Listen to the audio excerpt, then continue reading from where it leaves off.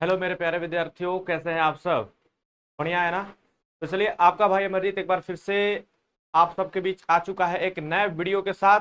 और आज के इस वीडियो में हम लोग बात करेंगे इलेक्ट्रिक मोटर के बारे में, विद्युत मोटर के बारे में। क्योंकि ये जो टॉपिक है, ये जो बेटा एक कंसेप्ट है, ठीक है। और इस कंसेप्ट से, इस टॉपिक से, विद्युत मोटर टॉपिक से आपके बिहार बोर्ड क्लास 10th में 6 मार्क्स का जो क्वेश्चन है फिजिक्स में आपका दीर्घ उत्तरीय के रूप में पूछ देता है कि विद्युत मोटर का कार्य तथा उसका संरचना का वर्णन करें, ठीक है ना। तो ये केवल मात्र क्लास 10th के लिए ही नहीं, ये आपको कॉम्पिटेटिव लेवल, इंटर लेवल, हर एक तरह के एग्जाम में मददगार रहेगा, क्योंकि इस टॉपिक से आपको क्वेश्चन पूछते रहता है, ठीक है। तो ये बहुत ही मजेदार, बहुत ही शानदार टॉपिक है जिसको आपको याद रखना बहुत ही ज्यादा जरूरी है। इसके कंसेप्ट को सीखेंगे। तो आज के इस वीडियो में हम लोग सीखेंगे इलेक्ट्रिक मोटर यानी विद्युत मोटर के कार्य प्रणाली के बारे में, उसका कार्य क्या होता है, उसका परिभाषा क्या है, उसकी संरचना यानी बनावट क्या है, ठीक है। सब कुछ आज हम लोग सीख लेंगे।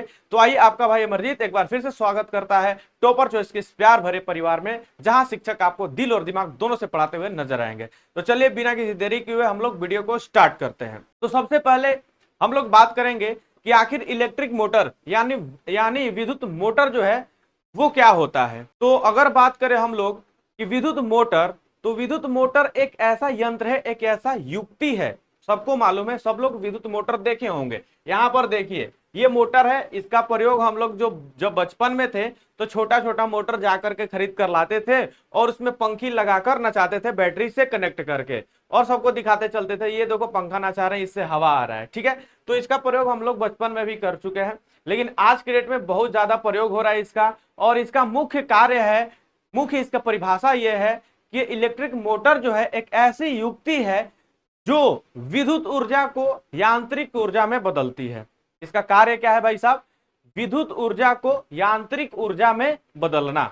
सिंपल, तो आपको ये याद रखना होगा, ठीक है। अब यहां पर ये देख रहे हैं, ये आपको इलेक्ट्रिक मोटर दिख रहा होगा। ये बाहर से पैक वैक कर देंगे तो ऐसा दिखेगा, लेकिन इसके अंदर देखेंगे तो भाई साहब ऐसा दिखेगा, ठीक है। लेकिन आप लोग एक स्केच फिगर बनाएंगे तो कुछ इस प्रकार से देखे होंगे। ये आपका स्केच फिगर हो गया। तो इसका मुख्य कार्य यही है कि विद्युत ऊर्जा को यांत्रिक ऊर्जा में बदलना। समझ में आ गया? तो परिभाषा हो गया आपका, ठीक है ना। अब चलते हैं इसके बारे में नेक्स्ट, कि आखिर विद्युत मोटर का सिद्धांत क्या है। एग्जाम में यह भी पूछ देता है कि विद्युत मोटर का सिद्धांत का वर्णन करें, सही है। तो विद्युत मोटर का जो सिद्धांत है कुछ इस प्रकार से है। देखिए यहां पर विद्युत मोटर का सिद्धांत, तो विद्युत मोटर जो है विद्युत का चुंबकीय प्रभाव पर निर्भर है, ठीक है। ये हरकत कैसे करता है? विद्युत चुंबकीय प्रभाव, समझ में आ रहा है ना। विद्युत धारा का दो प्रभाव होता है, एक ऊष्मीय प्रभाव, एक चुंबकीय प्रभाव। जैसे हम लोग किसी भी चालक में अगर विद्युत धारा प्रवाहित करते हैं तो उसमें हीट उत्पन्न होता है या फिर उसमें चुंबकत्व आता है, समझ में आ रहा है। तो ये जो है आपका चुंबकीय नियम यानी चुंबकीय प्रभाव को फॉलो करता है। अब इसमें होता क्या है, जैसे ही इसमें इलेक्ट्रिक करंट जाता है तो इसमें लगा होता है दो मैग्नेट और बीच में इसके होता है आर्मेचर, ठीक है। वहां पर ये विद्युत बल उत्पन्न करता है, क्योंकि विद्युत बल के साथ साथ चुंबकीय बल भी उत्पन्न करता है, क्योंकि इसमें विद्युत जाता है। जब इलेक्ट्रिक करंट प्रवाहित करते हैं तो इसमें आपका चुंबकीय बल उत्पन्न होता है, क्योंकि ये मैग्नेट जैसा काम करेगा। विद्युत का एक गुण होता है जो कि किसी भी चालक में अगर प्रवाहित करेंगे तो उसमें चुंबकत्व को बना देता है, ठीक है। चुंबकत्व बना देता है, चुंबकत्व ला देता है, समझ में आ रहा है ना। तो ये मुख्यतः विद्युत धारा के चुंबकीय प्रभाव को फॉलो करता है। जब किसी धारावाही आयताकार कुंडली को, एक आयताकार कुंडली अगर अंदर होती है, इसकी संरचना जब हम लोग देखेंगे तो वहां आपको देखने को मिलेगा कि उसके अंदर एक आर्मेचर, आयताकार आर्मेचर यानी कुंडली लगा होता है। चुंबकीय क्षेत्र रखा जाता है तथा कुंडली पर एक बल आरोपित होता है, जिसके फलस्वरूप कुंडली क्या होती है, अपनी धुरी पर निरंतर घूर्णन होती है, घूर्णन करने लगती है, जिससे मोटर को दी गई विद्युत ऊर्जा यांत्रिक ऊर्जा में बदल जाती है। सिंपल यही है, और कुछ नहीं है। विद्युत धारा का सिद्धांत यही है भाई साहब, सॉरी, विद्युत मोटर का सिद्धांत यही है, ठीक है। तो चलिए सबसे पहले इसकी बनावट संरचना के बारे में देख लेते हैं कि इसका बनावट कैसा है। सिंपल है, बस याद रखना है आप लोगों को। देखो यहाँ पर ये देख रहा होगा अंदर से कि यहाँ पर एक आर्मेचर लगा हुआ है, दिख रहा है। इस बीच में आयताकार आर्मेचर लगा है, जिसके ऊपर हम लोग मतलब कॉपर वायर या फिर किसी भी वायर को लपेटते हैं, कुंडली बनाते हैं, सही है। तो बीच में आर्मेचर लगा होता है। अब होता क्या है, और बगल में दोनों तरफ आपके मैग्नेट लगे होते हैं। जब हम लोग इलेक्ट्रिसिटी इसमें प्रवाहित करते हैं, देखो यहां पर सब कुछ दिखाई दे रहा होगा, यहां से हम लोग इलेक्ट्रिसिटी इसमें दिए तो इसके अंदर गया। अब ये देखो साउथ पोल, ये नॉर्थ पोल, ये मैग्नेट के दो पोल आपको दिख रहे होंगे। अब इनमें जैसे ही इलेक्ट्रिसिटी गया तो ये मतलब कि अधिक प्रबलता वाले चुंबक में बदल गए, ठीक है। तो चुंबक में जब बदले तो इसके अंदर चुंबकीय बल भी आरोपित होगा, होगा कि नहीं होगा। तो ये जो आयताकार कुंडली है, ये देख रहा होगा बीच में आयताकार कुंडली, ये ए बी सी डी दिख रहा है ना। तो ये आयताकार कुंडली जो है, इस पर बल आरोपित हो रहा है, एक तरफ से नीचे की ओर, एक तरफ से ऊपर की ओर।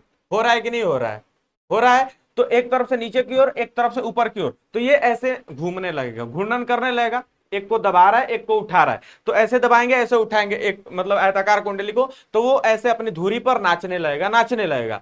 और यही मतलब नाचने लगेगा तो यांत्रिक ऊर्जा में बदल जाएगा। सिंपल कहने का मतलब यही है कि जब ये नाचने लगा इलेक्ट्रिसिटी के कारण, तो ये क्या करेगा, यांत्रिक ऊर्जा में बदल जाएगा।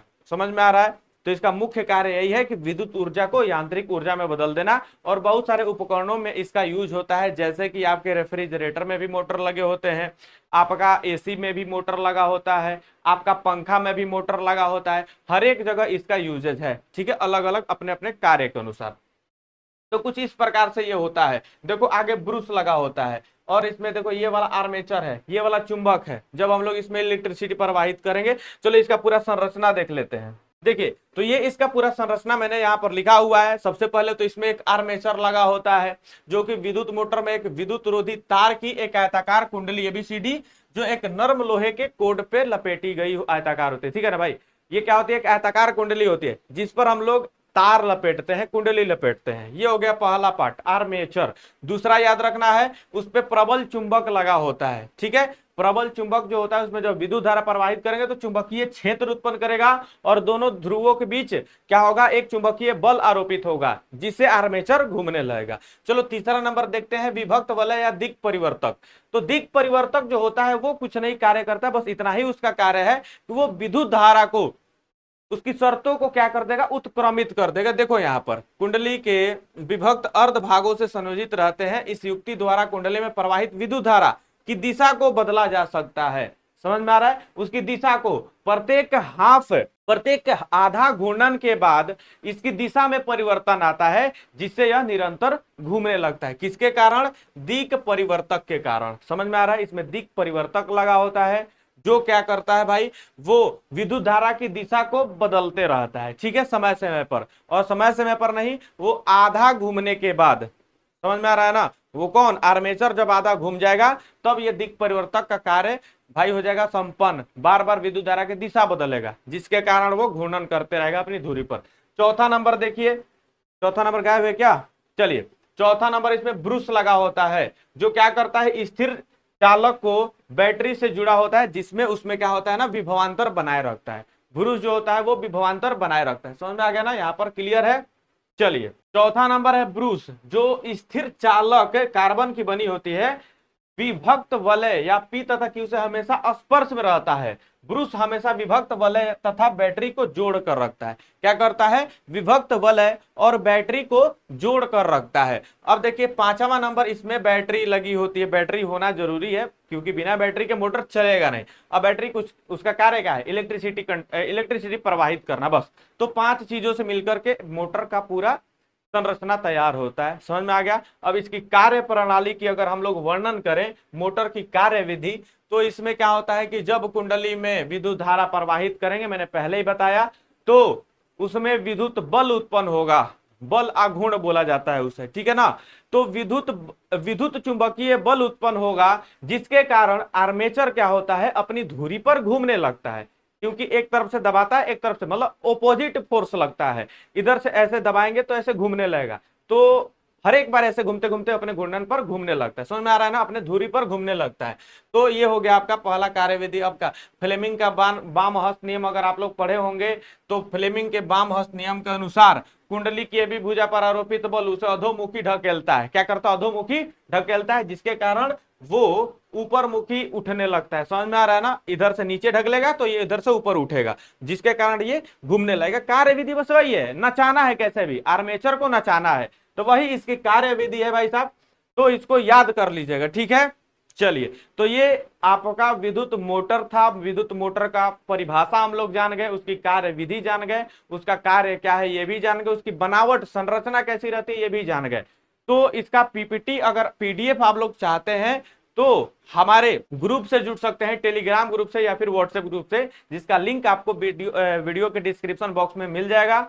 और यदि आज का ये वीडियो आप लोग को अच्छा लगा होगा, कुछ जानकारी मिली होगी, तो आप लोग हमारे चैनल को सब्सक्राइब कर सकते हैं, लाइक भी कर सकते हैं और वीडियो को ज्यादा से ज्यादा शेयर भी कर सकते हैं, ठीक है। तो ये जानकारी आपको दिलाएगी बोर्ड एग्जाम में 6 मार्क्स। समझ में आ रहा है ना, क्लास 10th में अगर हो आप लोग तो यहां से प्रश्न उठेगा और 6 मार्क्स यानी 6 नंबर का प्रश्न उठेगा भाई साहब।